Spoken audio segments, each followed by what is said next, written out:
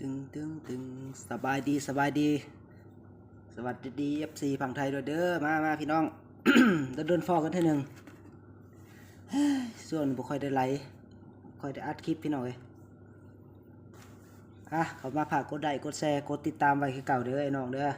กับโปรซีสมสุขพระเครื่องเมืองเราถ้าคนเข้ามาก็น้อยน้องเนาะ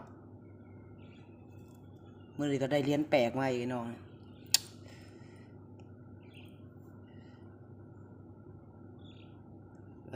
ตัวคอมข้างหลังที่เป็นลาวกับลาวเป็นไทยกับไทยเนาะโอ้ยสั่นเข้ามาฝากกดไลค์กดแชร์ไว้ไอ้น้อง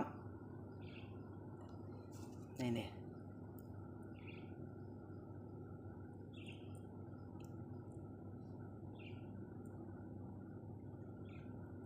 บ่ขอแจ้ง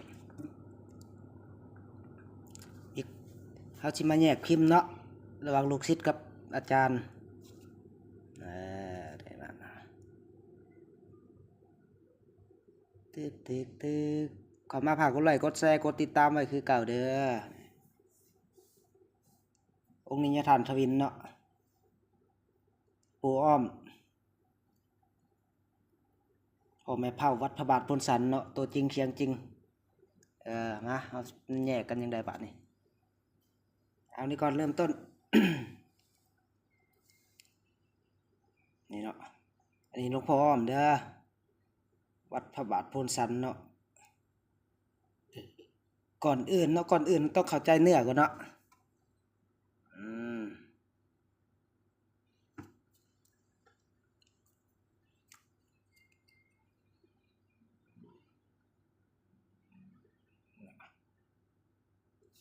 เบิ่งง่ายๆเนาะง่ายๆเนาะอันเป็นพิมพ์หลังเรียบของฐานอ้อมเนาะจะฐานอ้อมจะมีจานเนาะหอยจานเต็มองค์เลยองค์นี้อันนี้เป็นปู่ทวินเนาะนี่องค์นี้เป็นปู่ทวินเด้อไอ้น้องเขาเด้อแยกกันให้ออกเนาะแยกกันให้ออกนี่คือปู่ทวินบางคนตีเป็นพ่อแม่เผาเลยไอ้น้ององค์นี้กันตีเป็นพ่อแม่เผาแต่จริงบ่แม่นเนาะเป็นลูกศิษย์ของเพิ่นเนาะนี่โตจริงเสียงจริงของเพิ่นพ่อแม่เผาเป็น100 กว่าปีได้น้องปะเพิ่นนี่เนาะพา100 กว่าปีเบิ่งเอาเนาะเบิ่งเนื้อหาใหม่ๆมาเนาะตีเป็ดพ่อแม่เผากันหมดเลยซุมื้อเห็นเนาะขายองค์ละถึกๆกันเนาะระวังเนาะนี่เนาะผ้าเก่าแท้เบิ่งง่ายเอานี่จานกับลูกศิษย์ให้เก่ากันเนาะปู่ทวินนี่ปู่ทวินบ่ต้องเข้ามาก็ได้เนาะนี่ให้แยก FC เฮาแยกแยะออกมาเนาะองค์ซ้ายหรือองค์ขวาเนาะก่อนอื่นฝากกดไลค์กดแชร์กดติดตามเนาะมื้อนี้ก็เป็นมื้อวัน24เดือนนึงเนาะลืมละเป็นมื้อส่งปู่ขึ้นสู่นิพพานเด้อไอ้น้องเฮาเด้อมื้อนี้เฮาก็บ่ได้ไปเนาะติดภารกิจเนาะแต่ก็ศรัทธาเพิ่นเนาะเก็บเหรียญเพิ่นไว้คือเก่าเนาะใครมีหน้ากากคำเนาะอยากแบ่งมาทักมาเนาะเนื้อคำก็ได้เนาะเนื้อคำเนาะเฮาหับ40 ล้านขึ้นไปเนาะไอ้น้องมาเบิ่งพระแปลกๆนี่อันนี้เฮาขอความรู้เด้อไอ้น้องเด้ออย่าตีจะว่ากันเนาะอันนี้ขอความรู้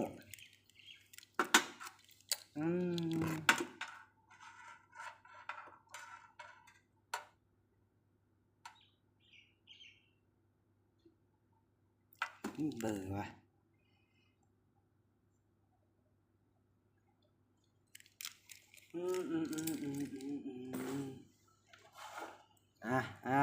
เบิ่งกันยาวๆไอ้น้องเบิ่งกันยาวๆโดนลงเถื่อยัน FC ลงลืมกันนะไอ้น้องปึ๊บนี่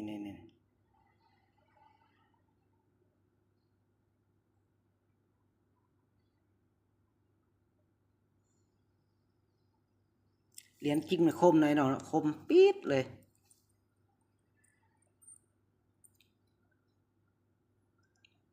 เบิ่งตัวคอมเนาะ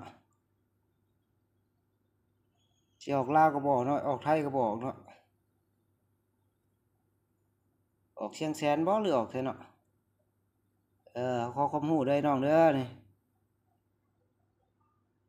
วัดป่ายังไรบัดนี้อ่านบ่ค่อยออกเนาะเหรียญแท้คมกิ๊บเลยคมกิ๊บเลยขอความรู้เด้อน้องเด้อท่านได้รู้เม่นมาบอกให้เด้อ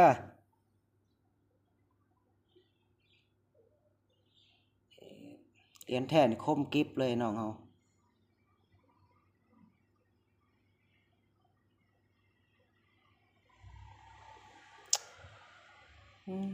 กล่องโฟกัสอีกแล้ว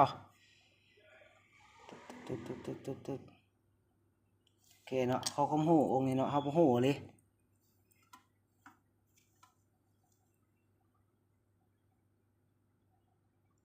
เหรียญแท้คมเนาะคมขอบตัดชัดเจนขอบตัดชัดเจนเนาะแต่เฮาบ่รู้เนาะ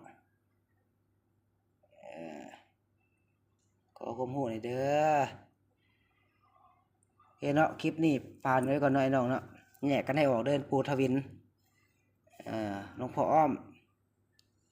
อันนี้พ่อไม่เผาเนาะเป็นศิษย์กับอาจารย์เนาะบ่ต้องงงกันเนาะก่อนอื่นฝากกดไลค์กดแชร์กดติดตามไว้เนาะโอเคบ๊ายบายทุกคนน้อมส่งปู่ขึ้นสู่นิพพานเนาะมื้อนี้โอเคบ๊ายบาย